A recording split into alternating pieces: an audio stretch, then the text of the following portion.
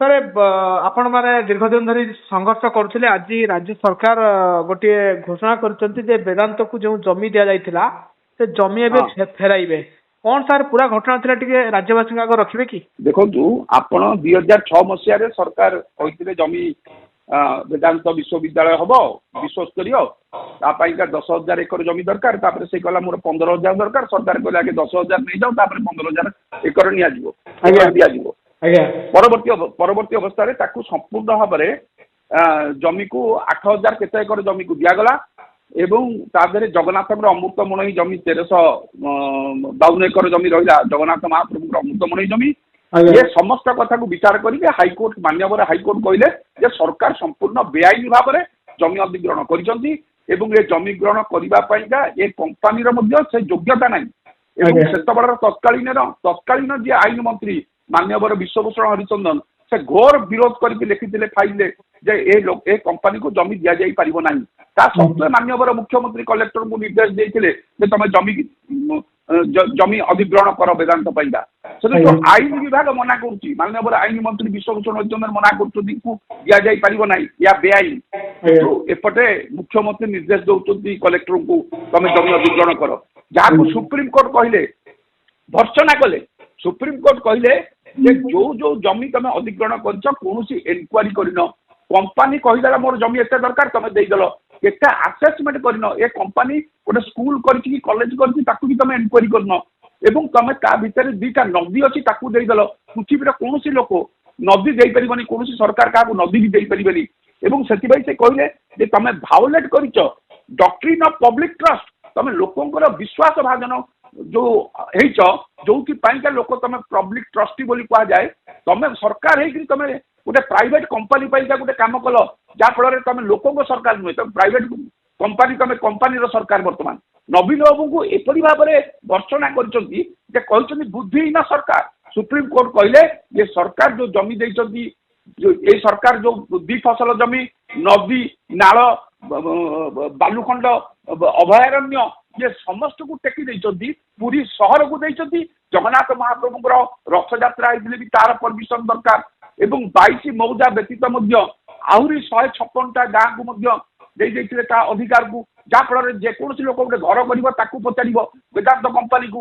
ये समस्त कथा को सुप्रीम कोर्ट कहला एटा अनड्यू बेनिफिट तमे देइथिलो एवं जोथि पाइका से कहले तमे ता पाइका गोटे रास्ता करिवो एयरपोर्ट रु पूरी वेदांत विश्वविद्यालय पर्यंत से रास्तार दी पटे जो मान जगह थी से माने चा दुकान करेंगे, पान दुकान करेंगे, से अनिल अग्रवाल परमिशन आनिबे, सरकार पैसा खर्च करेंगे, सरकार सब करेंगे एवं सरकार 20 वर्ष पाइका समस्त टैक्स भैट सब छाड़ करदे एवं कहले से जहाँ भी किणव सीमेंट किणु, बाली किणु, गोड़ी किणु, कोठा पाइका जहाँ दरकार सब टैक्स फ्री हो गला, पेट्रोल डीजेल जहाँ से किणवे सब फ्री करदे सरकार। एवं सुप्रीम कोर्ट से एवं सरकार को कहला ये बुद्धिहीन सरकार, नॉन एप्लिकेशन ऑफ माइंड एवं कहला अनड्यू बेनिफिट एवं अनड्यू फेवर एवं इलीगालिटी हाईएस्ट प्रति स्टेज रे इलीगालिटी करछंती ये सरकार। से ये दी तीनोटी कथा जो कथा पाजी एथिरे प्रिवेंशन दुर्नीति निवारण आईन अनुसार एमाने समस्त दंडनीय हेबे। मुख्यमंत्री नवीन पटनायक जेमती लालू यादव करते जेमती जयललिता केस, पब्लिक सर्वेंट माने जदि इलीगल काम कले विदाउट ग्राटिफिकेशन कौन सी अनुग्रहित न होई कई करंतनी अनिल अग्रवाल कौन ताको अनुग्रहित करिछि जा फल से इलीगल काम कले जेकोसी चीफ सेक्रेटरी जेकोसी कलेक्टर जदि से किछि अनुग्रहित न होई पैसा हो घर हो द्वार हो जमी हो किछि न पाइथिले अनिल अग्रवाल को से बेआईनी काम करबनी, अनड्यू फेवर करबनी, कारण से जानि जे या पर से जेल जीवो। ଆପଣ ଭାବୁଛନ୍ତି କି ଯୋଉ ଜଗନ୍ନାଥଙ୍କ ଜମିକୁ ମଧ୍ୟ ଦିଆଯାଇଥିଲା ବେଦାନ୍ତକୁ ବେଆଇନ ଭାବରେ ବୋଲି ଆପଣ କହୁଛନ୍ତି? ଯେମିତି ଲାଲୁ ପ୍ରସାଦ ଯାଦବ ପୂର୍ବରୁ ଜୟଲଳିତା ଅନେକ ରାଜ୍ୟର ମୁଖ୍ୟମନ୍ତ୍ରୀ ଏଥିପାଇଁ କୋର୍ଟ ତାଙ୍କୁ ଭର୍ତ୍ସନା କରିଛନ୍ତି, କାର୍ଯ୍ୟାନୁଷ୍ଠାନ ମଧ୍ୟ ହୋଇଛି। ମୁଖ୍ୟମନ୍ତ୍ରୀ ଯେ ପୂର୍ବତନ ମୁଖ୍ୟମନ୍ତ୍ରୀ ଥିଲେ ନବୀନ ପଟ୍ଟନାୟକ ତାଙ୍କ ବିରୁଦ୍ଧରେ କାର୍ଯ୍ୟାନୁଷ୍ଠାନ ହେବ କି? ऑलरेडी वर्तमान से प्रोसेस रे चली एवं एथि केवल जगन्नाथ महाप्रभुଙ୍କର 1352 एकर जमी एवं जो कार्य कर पब्लिक सर्वेंट माने मंत्री, मुख्यमंत्री, आईएएस अफसर, किरानी, सरकारी किरानी जी भी कर जो मान दस्खत अच्छी ये इलीगल काम करने अनड्यू फेवर दिया ଅଣ୍ଡ୍ୟୁ ବେନିଫିଟ ଦେବା ପାଇଁ ଇଏ ସମସ୍ତେ ପ୍ରିଭେନ୍ସନ ଅଫ କରପସନ ଆକ୍ଟରେ ବୁକ୍ ହେବେ ଆଜ୍ଞା। ଏବଂ ଆଜି ନହେଲେ କାଲି ହେବେ 6 ମାସ ଆଜ୍ଞା। ଭିତରେ ହେବେ ଆଜ୍ଞା 8 ମାସ ଭିତରେ ହେବେ। ଆଜ୍ଞା କେହି ଏବେ ବକ୍ତବ୍ୟ ଏବେ ନାହିଁ। ସରକାର ଯୋଉ କହିଛନ୍ତି ଯେ ଯୋଉମାନେ ଯୋଉମାନଙ୍କର ଜମି ଯାଇଥିଲା ସେମାନେ ଜମି ବାବଦରେ ଯୋଉ ପଇସା ପାଇଛନ୍ତି ସେମାନେ ସରକାରକୁ ଫେରେଇବେ ଏବଂ ଜମି ଫେରି ପାଇବେ ଆକୁ ଆପଣ କିଭଳି ଭାବରେ ଦେଖୁଛନ୍ତି? ଶୁଣନ୍ତୁ ସରକାର ଲୋକଙ୍କ ଭୋଟରେ ସରକାର ହେଇଛନ୍ତି ଲୋକଙ୍କ ସରକାର ଇଏ କମ୍ପାନୀର ସରକାର ନୁହେଁ ଏବଂ ଯୋଉପରି ଭାବରେ ଚାଷୀ ମାନେ 2010 ମସିହାରେ ହାଇକୋର୍ଟ କହିଥିଲେ ଯେ ତମେ ତୁରନ୍ତ ଜମି ଫେରେଇ ଦିଅ ତାପରେ ଲୋକ ପଇସା ଦେବେ ତାଙ୍କର ଯୋଉମାନେ କ୍ଷତିପୂରଣ ନେଇଛନ୍ତି। ସୁପ୍ରିମକୋର୍ଟ କୁ ଲଢିବା ପାଇଁ 2010 ରୁ 2023 13 ବର୍ଷ ଭିତରେ ଚାଷୀ ମାନେ ଦିଲ୍ଲୀ ଦୌଡ଼ି ଦୌଡ଼ି କେତେ ଟଙ୍କା ଖର୍ଚ୍ଚ କଲେ ମଣ୍ଡିରେ ଧାନ ଦେଲା ନାହିଁ କୋଅପରେଟିଭ ସୋସାଇଟି ଧାନ ଫେରିଲା ନାହିଁ ଏମାନେ ବିକିଲେ 1000 ଟଙ୍କା 1200 ଟଙ୍କାରେ ଧାନ ଏବଂ ଯୋଉମାନେ କୃଷି ଋଣ ପାଇକି ଚାଷ କରୁଥିଲେ ସେ ଚାଷୀ ମାନେ କୃଷି ଋଣ ପାଇଲେ ନାହିଁ କାରଣ ତାଙ୍କ ନାଁରେ ଜମି ନାହିଁ।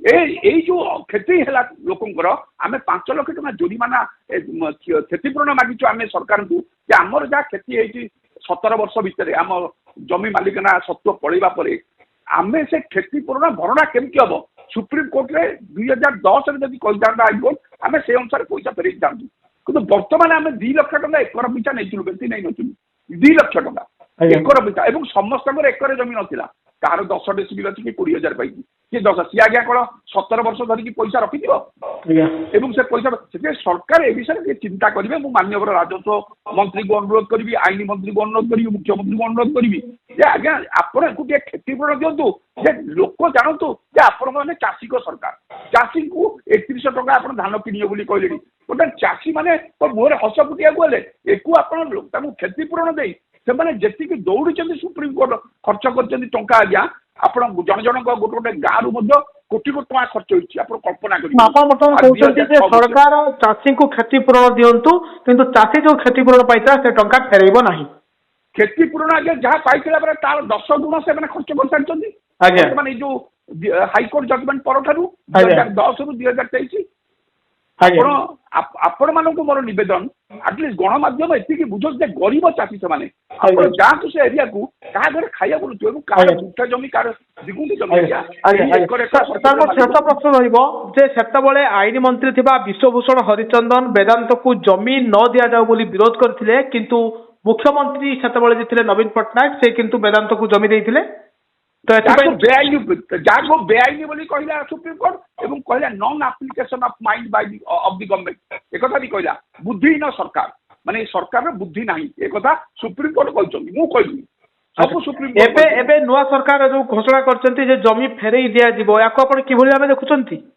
ମୁଁ ତାଙ୍କୁ ବହୁତ ସ୍ୱାଗତ କରୁଛି ଏବଂ ମୁଁ ମଧ୍ୟ ମୋ ସାଙ୍ଗରେ ତା ସହିତ ମୁଁ କହୁଛି ଚାଷୀଙ୍କୁ କ୍ଷତିପୂରଣ ଦିଆଯାଉ ଏବଂ ତୁରନ୍ତ ଜମି ମାଲିକାନା ସତ୍ତ୍ୱ ଫେରି ସେମାନଙ୍କ ହାତକୁ ପଳେଇ ଯାଉ ଜଗନ୍ନାଥ ମହାପ୍ରଭୁଙ୍କର ଅମୃତମଣି ଜମିକୁ ତୁରନ୍ତ ଫେରେଇ ଦିଆଯାଉ ଏବଂ ଜଗନ୍ନାଥ ମହାପ୍ରଭୁଙ୍କୁ ମଧ୍ୟ କ୍ଷତିପୂରଣ ଦିଆଯାଉ। ଆଜ୍ଞା ମୋର ଥ୍ୟାଙ୍କ ୟୁ ଆଜ୍ଞା ଠିକ ଅଛି।